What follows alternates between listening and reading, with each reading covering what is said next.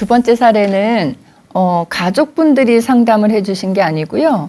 이웃분이 옆집 아주머니가 상담을 해주셨어요. 내용은 한마디로 말씀드리면 옆집 할머니가 맨날 아침이면 쫓겨나요. 집에서 쫓겨나서 밖에서 계셔요. 그 얘기였어요. 자, 이분이 옆집 분인데 그 할머니가 아침 드시면 늘 나가신대요. 나가시는데 항상 저 길목에 어떤 귀퉁이에 모퉁이에 거기 항상 쭈그리고 앉아 계신대요. 근데 그렇게 앉아 계시는 게 비가 와도 그렇고 추워도 그렇고 뭐 기후가 안 좋아도 항상 거기에 쭈그리고 앉아 계시다가 저녁 무렵이 돼서야 집으로 들어가신다는 거예요. 그러니까 이제 다른 사람들이 보기에 뭐 이렇게 뭐 산책을 나왔다라고 보여주는 모습이 아닌 거죠. 그렇죠? 그래서 이웃들이 다니시다가 누군지는 모르지만 할머니가 너무 안쓰럽게 앉아 계시니까 뭐 지나가다 측은해서 가방에 있는 음료수도 하나 드리고 빵도 드리고 하는데 그걸 또 그렇게 허겁지겁 드신대요. 그러니까 이 옆집 아주머니 보시기에는 많이 굶으신 느낌이 드는 거죠. 그래서 이제 그렇게 지내시는데 옆집이라서 제가 아는데요. 거기는 둘째 아드님 댁이에요. 그러니까 할머니가 둘째 아들네랑 살고 계시는 거예요. 근데 이제 아침마다 나가시곤 하시는데 보면 저쪽에 앉아 계시니까 이분은 너무 좀 뭐라 그럴까. 다른 사람들은 저 할머니가 누군지는 모르지만 나는 옆집 사람이라 우리 옆집 할머니인 줄 아는데 그냥 지나치기도 그렇고 매일 앉아 계시니까 또 가서 아는 체를 하기도 그렇고 그래서 그냥 지나치기는 하는데 너무 죄책감이 들더래요. 그래서 그 다음부터는 할머니 앉아 계시는 데가 어딘지 아니까 좀 돌아가는 거리여도 그냥 둘러간대요. 그거 보기가 민망해서. 그래서 어떻게 해야 될까요? 라고 그렇게 상담을 해오셨거든요.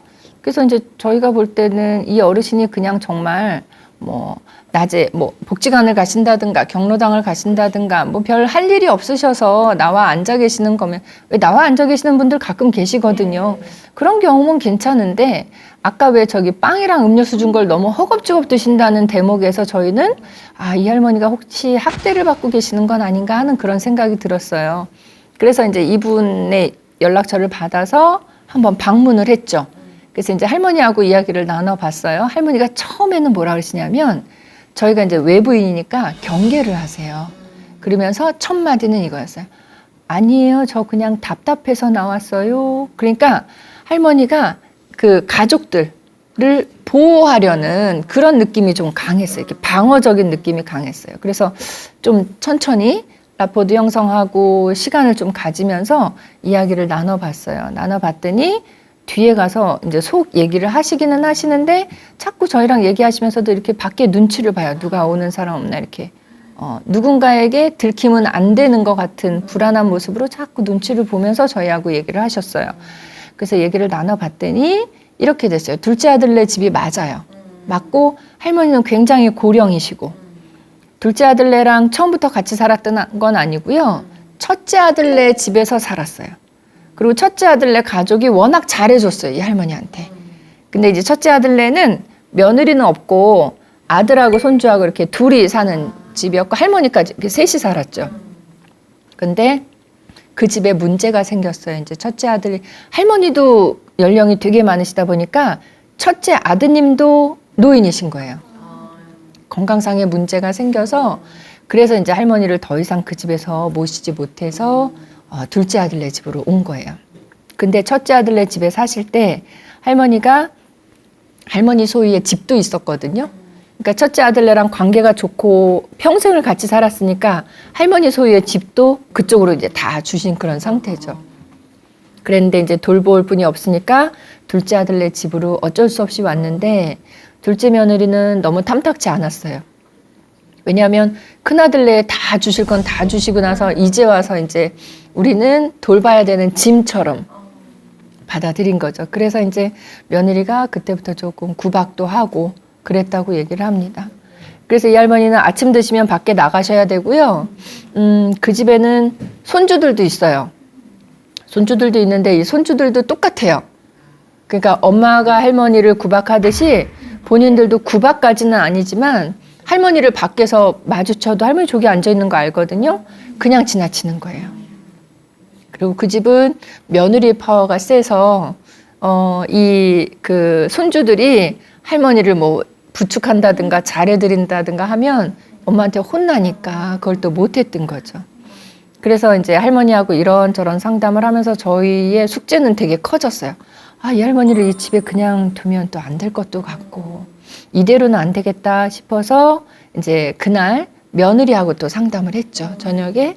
그랬더니 며느님의 대답은 이거였어요. 아까 할머님의 대답은 그냥 답답해서 나온 거예요. 이거였잖아요. 처음에. 근데 며느님의 대답은 내가 내쫓은 거 아니에요. 어머님이 그냥 나가시는 거 뭐 그것까지 내가 어떻게 해요. 이렇게 얘기를 하신 거예요. 근데 저희가 볼 때 이 할머니가 건강이 안 좋으시거든요. 건강이 안 좋으신 분이 밖에 나가셔서 하루 종일 그렇게 계시고 게다가 굶고 이거는 방치예요. 방치. 그래서 우리가 학대 유형으로 치면 방임이라고 할 수도 있고요. 아니면 심할 때는 유기라고도 할 수 있거든요. 그래서 이제 제가 이런 부분을 천천히 설명을 해드렸어요. 며느님한테 설명을 해드리고 이런 경우가 되면 이거는 굉장히 위험한 상황이 돼서 큰 사회 문제로 볼 수 있습니다. 자, 여기서 뭐가 중요하냐면 사회 문제로 본다는 거예요. 노인 개인의 문제, 또 이 가정의 문제라고 본다고 하면 그분들끼리 알아서 해결하면 돼요. 근데 사회 문제라고 볼 때에는 이게 사회 제도나 사회 정책이나 사회적인 법을 이용해서 처벌을 받으실 수도 있어요. 왜냐하면 노인에 대해서 건강이 좋지 않은 노인을 방치했다는 그런 얘기죠. 그래서 이제 이런 말씀을 설명을 드리고 일단은 돌아왔어요. 돌아오고 저희는 연락을 어떻게 했냐면 저희한테 이제 신고 접수해 주신 옆집 아주머니 하고 이제 계속 주기적으로 통화를 해 보니까 이게 다행스럽게 그래도 그 다음 날부터는 할머니가 나오지 않으신대요. 그 뭐 춥든 뭐 여하든 그 밖에 나와서 쭈그리고 앉아 계시는 모습을 이제 볼 수 없대요. 그래서 이제 다행이라고 이렇게 생각을 했어요. 근데 다행이라고 생각을 하고 나서 제가 또 사무실에 앉아 고민을 해봤더니 물론 밖에 안 나오시는 건 다행인데 그 안 나오시게 한 게 정말 관계가 좋아져서 안 나오신 거면 괜찮아요. 근데 그럴 정도의 어떤 계기가 있지는 않았을 거란 생각인 거거든요. 그러니까 할머니가 집안에서 어떻게 계실지는 조금 불안했어요. 그래서 그 다음부터는 저희가 그 근처에 일이 있어서 왔다가 방문했다고 하면서 한 번씩 한 일주일에 한 번씩 그 댁에 이제 방문을 하면서 할머니의 모습을 관찰하기 시작했죠. 그 관찰을 했을 때 할머니가 유난히 좀 아파 보이신다든가 아니면 좀 표정이 안색이 안 좋다든가 아니면 멍든 모습이 있다든가 하면 이거는 학대로 저희가 또 볼 수가 있겠는데 그런 모습들은 멍들거나 한 신체적인 부분은 없어 보였는데 안색이나 이 표정이나 이런 부분은 별로 좋아 보이지 않았어요. 그러면 아마도 저희 추측은 증거가 없기는 하지만 할머님이 집 안에서 정서적인 학대나 언어 학대는 받고 계시는 게 아닐까 하는 그런 생각을 해봤거든요. 그래서 제 생각에는 이 정도 연로하시고 뭐 거동도 좀 불편하시고 몸이 불편하신 어르신이라고 하면 주간보호센터 있죠. 애들로 치면 어린이집. 그렇게 데이케어 센터, 지금은 주야간보호센터라고 이름을 바꿔놨는데 그런 데이케어 센터를 어르신이 다닌다고 하면 거기에 가서 그 직원분들하고 상담하거나 얘기 나눌 때 할머님이 집에서 어떻게 지내는지를 우리가 자세하게 알 수가 있거든요. 근데 일단은 할머니는 거기서 나오시지 않기 때문에 이걸 뭐라고 얘기하냐면 은폐 또는 고립되어 있으면 학대 사실이 있다 해도 물론 저희가 아무 근거 없이 그 집을 학대하고 있다라고 볼 수 있는 근거는 없어요. 근데 만약에 학대가 이루어지고 있다 해도 그게 밖으로 알려질 수 있는 통로가 전혀 없는 거예요. 그래서 노인이나 이 가족이나 누구든 사회적으로 이렇게 고립된 집이 제일 위험한 집이라는 생각이 듭니다. 그래서 저희가 이제 며느님한테 그렇게 말씀을 드렸어요. 그 할머님이 연로하시고 건강이 안 좋으셔서 아마 집에서 이렇게 모시기는 좀 어려움이 있으신 것 같아요. 요즘은 장기요양보험제도도 시행되고 있고 하니까 돈 별로 안 들이시고 이용하실 수 있으니까 노인분, 어머님을 주야간보호센터에 낮 동안에는 좀 다녀오시게 하면 며느님도 낮 동안에 활동하시는데 좀 자유롭고 거기 그 원하시면 밤 10시까지 돌봐드리니까 훨씬 좋지 않겠느냐 하고 저희는 이제 며느님에게 도움이 된다는 쪽으로 말씀을 드렸고요. 이게 사실 며느리한테도 도움이 돼요. 도움이 되고 이 노인을 계속 내가 이렇게 밥도 챙겨드려야 되고 몸도 챙겨드려야 되고 하면 이게 신체적으로 본인도 부담스럽고 스트레스도 쌓이거든요. 근데 이 노인이 아침 되면 봉고차가 와서 모시고 가서 밤 10시쯤 해서 돌아오신다 하면 스트레스 지수가 일단 낮아질 거예요. 그걸 우리가 부양 부담, 부양 스트레스라고 얘기를 하는데 그게 낮아지면 학대도 낮아져요. 왜냐하면 내가 스트레스가 없는데 굳이 어른한테 언어폭력이나 정서적인 학대를 가할 이유가 없거든요. 그냥 싫어도 그냥 밤에 들어오셔서 주무시는 거고 아침에 눈 뜨면 좀 씻겨드리면 또 다시 가시니까 그냥 이렇게 무덤덤하게 지낼 수는 있어요. 학대까지는 아니어도. 그래서 이제 그것도 며느리 입장에서도 도움이 되고 할머니에겐 더더욱 도움이 되죠. 주야간보호센터 가시면은요, 아침에 아침 간식 나와요. 우리 챙겨드리는 아침 간식은 점심 드셔야 되니까 거하게는 아니고요. 우유 같은 거 드려요. 근데 이제 우유가 안 맞으시는 분은 두유 드리고요. 우유, 두유 다 안 맞으시는 분은 티 드려요. 차 종류. 그러니까 아침에 이렇게 공복보다는 집에서 못 드시고 오시는 어르신들 간단하게 조금 요깃거리 하시고 그 다음에 12시 되면 정확하게 점심 드려요. 점심 드리는데 할아버지들은 우리가 딱 계산해요. 2000kcal 식단. 할머니들은 1600kcal 딱 영양사가 칼로리에 맞춰서 식단 짜가지고 그거대로 제공해드려요. 저는 주간보호센터를 오랫동안 운영을 했었는데요. 주간보호센터에 나오는 이 식판에 나오는 밥 보잖아요. 우리 집보다 훌륭한 거죠. 그리고 나도 누가 저렇게 몇 개 저렇게 누가 챙겨주면 너무 좋을 것 같다는 생각이 들 만큼 참 다양해요. 그리고 이제 어르신들은 우리가 저작 능력, 연하 능력이라는 표현을 써요. 저작 능력, 저작 기능은 뭐냐면 저작이라는 건 씹는 기능을 얘기해요. 씹어서 음식을 잘게 부수는 거예요. 그러면 씹으면 음식이 잘게 부서지기도 하지만 침샘, 이 씹는 기능 모션 자체가 침샘을 자극해서 침샘이 나와요.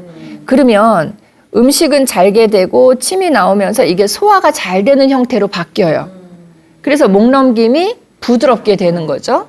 자, 그래서 저장 능력이 어느 정도냐에 맞게 조리 방법을 달리 하거든요. 그 다음에 두 번째는 연하 능력이라는 게 있어요. 연하 능력 또는 연하 기능은 삼키는 능력을 얘기해요. 근데 어르신들 중에 삼키는 거 잘 못하시는 분들 계세요. 특히 약 드셔야 되는데 알약 하나랑 물하고 드리죠? 그럼 물 꿀꺽 했는데 알약 도로 거기 그대로 있어요. 연하 능력 안 되시는 분들이에요. 이 알약하고 물하고 같이 드시는 게 뭐가 안 좋으냐면 둘 다 안 좋은 거를 혼합해 놓은 거예요. 연하 능력이 안 되는 분들은요, 너무 물 종류도 못 넘겨요. 안 좋아요. 왜냐면 사례가 들리기 때문에. 물, 주스 이런 거 안 좋고요. 반대로 또 딱딱한 것도 못 넘기시고. 그래서 연하 능력 있으신 분들한테 드리면 좋은 음식 중에 뭘 얘기하냐면 요구르트는 안 되고 요플레 종류는 좋습니다. 뭔지 아시겠죠? 떠먹는 요구르트는 좋아요. 이게 약간 점액이 있잖아요. 그 다음에 좋은 게 연두부 형태.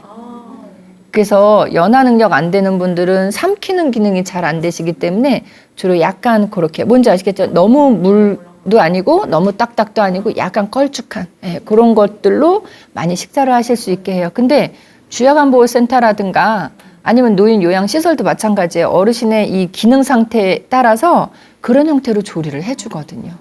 그래서 그거 중에 뭐 하냐면 계란찜 같은 거 있죠. 근데 계란찜 할 때 거기에 어르신 건강 상태에 따라서 들어가면 좋을 만한 뭐 시금치라든가 이런 걸 첨가해서 드려요. 다 침 삼키고 계시죠 지금? 저도 침 고였어요.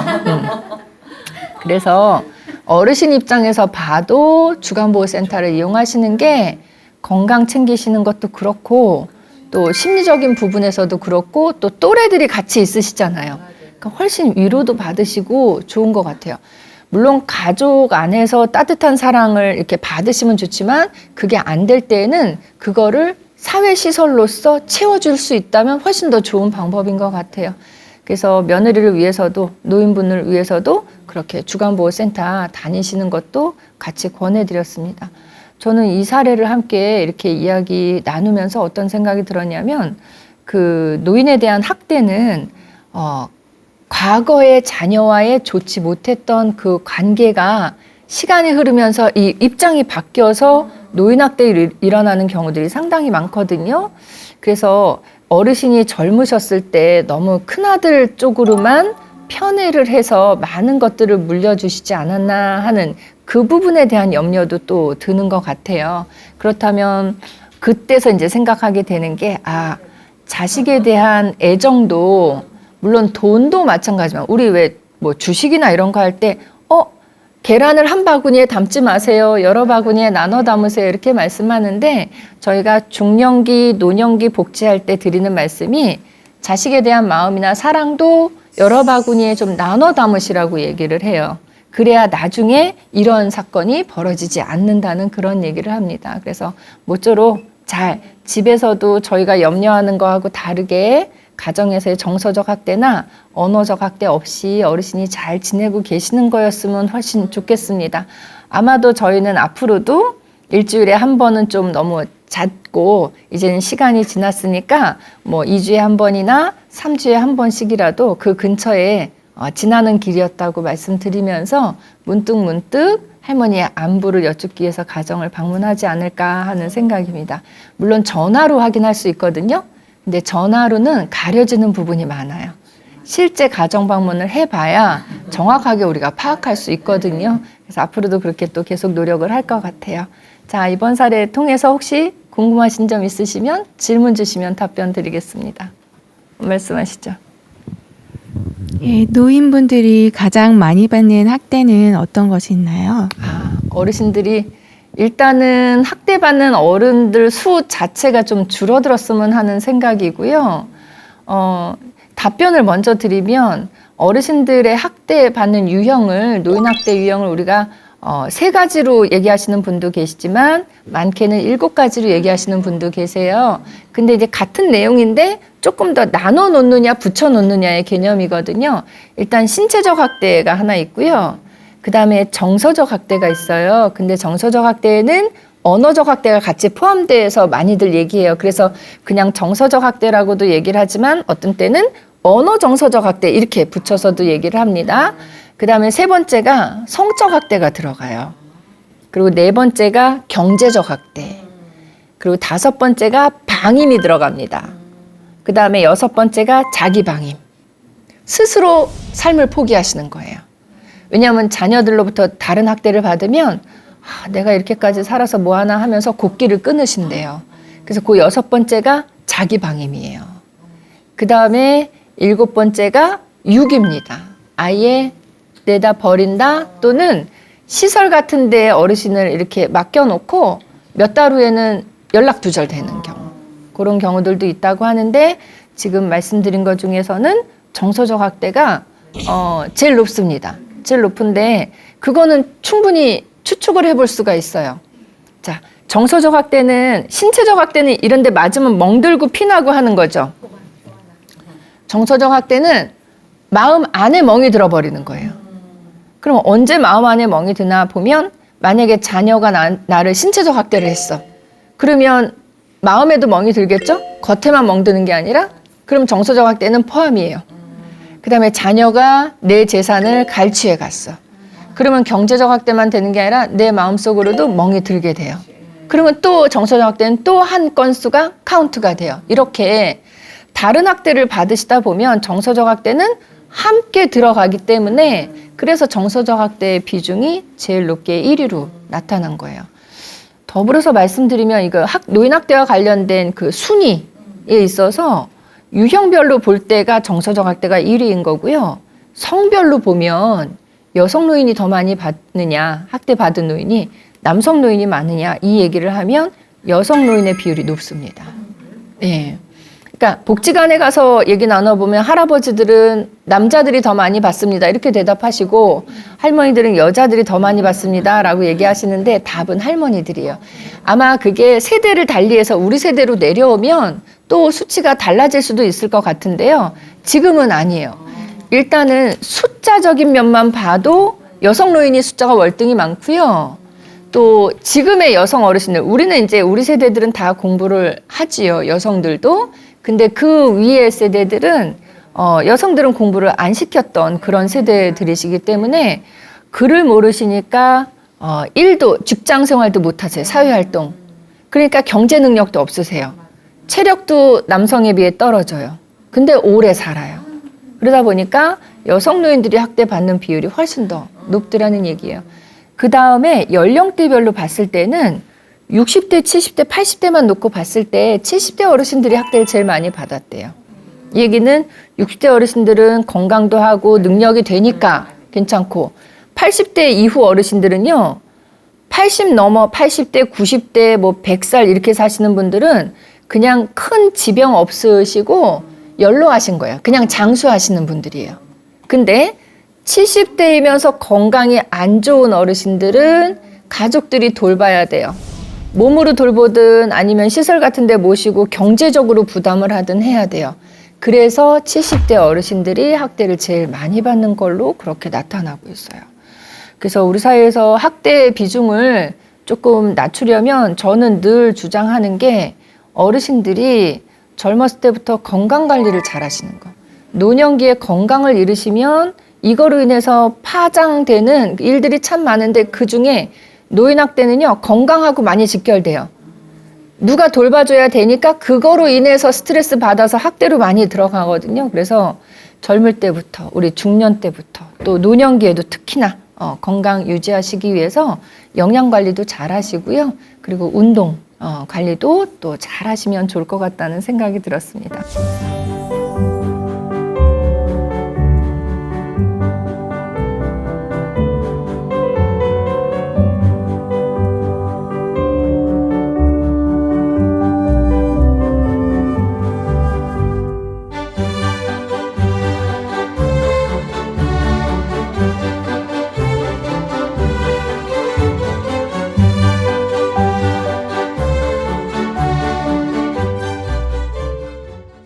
오늘도 함께 해주셔서 감사드리고요. 다음 주에 또 찾아뵙겠습니다. 감사합니다.